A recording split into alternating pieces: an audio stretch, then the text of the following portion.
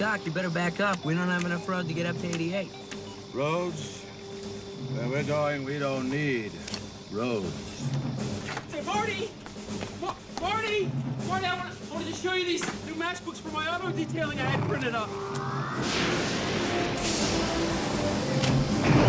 Flying DeLorean? Hey, howdy hey, people that like to travel out however many gigawatts it is, and that is the correct way of saying it, just to be clear. Wolfman47 here.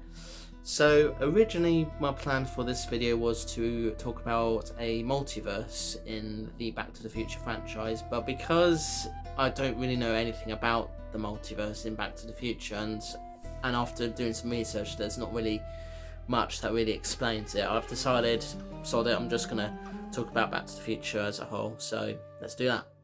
So many of us know that Back to the Future is of course a trilogy of films all about time travel, and not like sort of complicated timey-wimey try and travel that Doctor Who likes to. No, it's straight up time travel using a car known as car called the DeLorean, and it's just affects one setting and yada yada yada. You get the gist of that.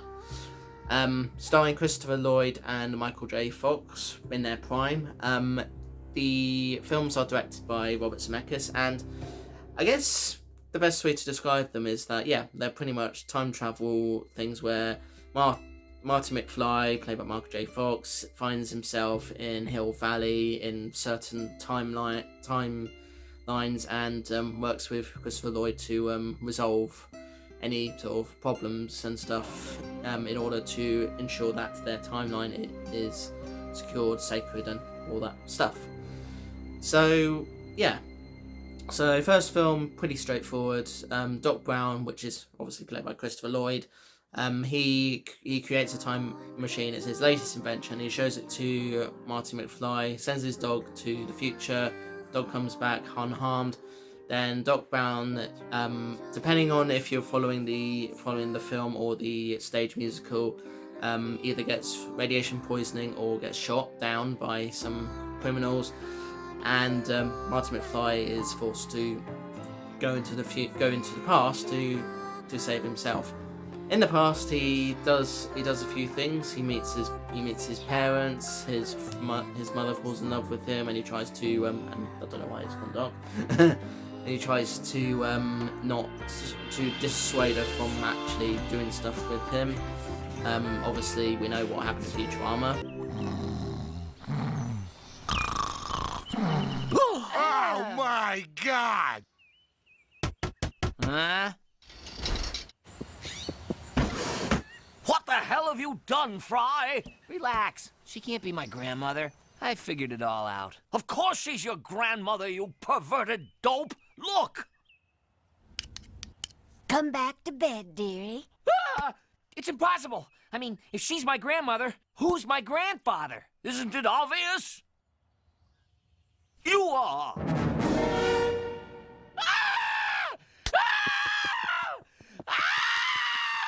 Did you say something, dearie? I'm a bit hard of hearing. Happened with Futurama, so you know, just don't do it. And he comes across a young Doc Brown who doesn't know anything about dying in the future, and he works with him to find a way home. But in the meantime, he makes sure that his parents do in fact meet, fall in love, and all that stuff while dealing with Biff. Eventually, things happen. He gets it's gone dark again. Eventually, things happen. He gets he manages to sort the DeLorean out and everything. The clock tower gets struck by lightning, and he goes back to his own time. Doc Brown, in his own time, manages to save himself, and yeah, Biff is no longer a bully to his parents. He's now their personal slave or whatever. And then we go to the second film. The second film being the most popular, most well-known film, because the events of that film have kind of taken place, because we have passed the sort of year that it does take place in, and much of the stuff that happens in that film is what we've got now, kind of, sort of. So they go this time to the future, where where even more things happen, and I think even though there's lots of stuff that are happening in this sort of future setting, the main thing that's a particular focus is Biff. So in this film, older Biff finds this this book containing all the betting stuff of many years, and goes to the past to give it to young Biff, who uses it to basically get millions and millions of dollars, which leads into Marty going into an alternate timeline where his mother's still alive, his siblings are still alive, but his father isn't, and Biff has become this Donald Trump character. And yeah, I don't exactly blame the filmmakers for deciding to create Biff as a Donald Trump character in this sort of timeline. So yeah, things happen yet again. Marty and Doc return to the timeline of the first film to this time basically ensure that Biff doesn't get the book, doesn't keep the book, and then the film ends with Doc Brown and DeLorean somehow finding themselves in the Wild West, and Marty heads to the Wild West in the third film. They do stuff. They all try and get back to their own time. The DeLorean gets destroyed, and yada yada yada. You know the rest from there. So that's basically the main sort of films, and to most people, the 3 films are like, that's it, that's canon. You don't want any more stuff than that. But there is of course other things as well. There's the Telltale video game series. There's the comic book series. And then there's also stuff that's explained in other video games that Back to the Future happens to be in, such as Lego Dimensions. I think as a franchise, it's good. It's good. It's probably dated in terms of visual effects and that, but overall it's good fun to watch. The music's iconic. The acting's good.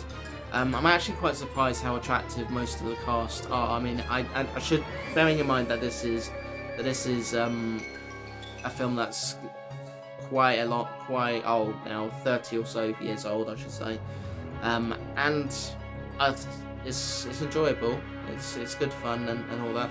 I think Dot 2 is probably more fun in that there's actually much more stuff going on with the time elements to that, the timey-wimey stuff, but there's still a lot of fun to be had in Back to the Future as well.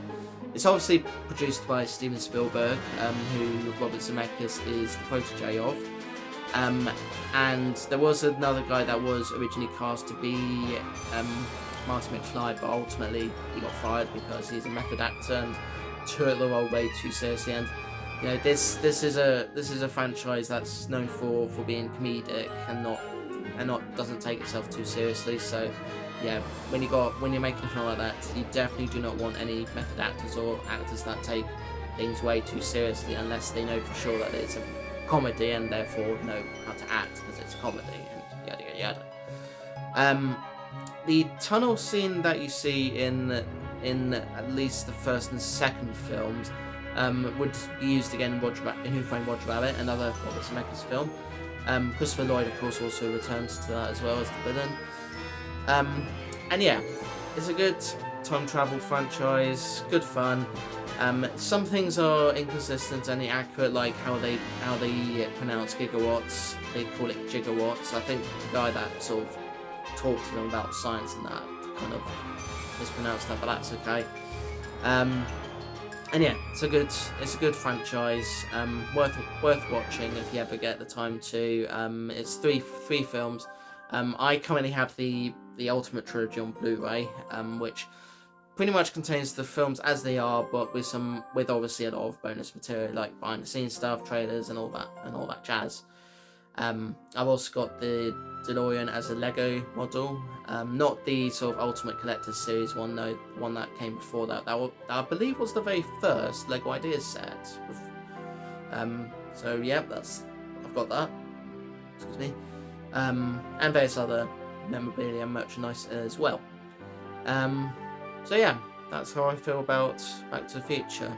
It is a popular franchise. It's definitely iconic. It's probably not as big as some of the other big franchises in pop culture, but at least the fan base isn't as toxic as some of the fan bases that are where the franchises which are becoming a bit too woke. Yeah, I'm not that keen on woke personally. Sorry if I offend anybody that is woke. I'm just not into it. I don't agree with it, and yeah, I'm just gonna say no more than that. So yeah. Right, so that's Back to the Future. Share your thoughts in the comments of what you think about it. These are just my opinions, of course. You don't have to agree or disagree. It's entirely up to you. And apart from that, thank you so much for watching. If you want to see more of my videos, hit the subscribe button, wherever the button is. I upload videos like these, as well as gameplay videos at 1 PM BST/GMT every single day. As well as some random shorts as well, most of them being celebrity birthdays, but also like clips from various various animated stuff and cartoons that I grew up with and so forth, you know, just because I like my nostalgia. So yeah, and if you liked the video, hit the like button, share with your pals if you got any, and leave a comment if you want to. See you in the next one. Peace to you all.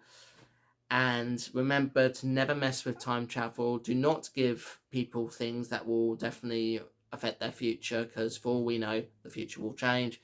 Or it goes with the MCU's take, and they will just establish a new timeline where things happen and yada yada yada. Yeah, time travel, only mess with it if you know exactly what you're doing. So yeah. Alright. Doodles.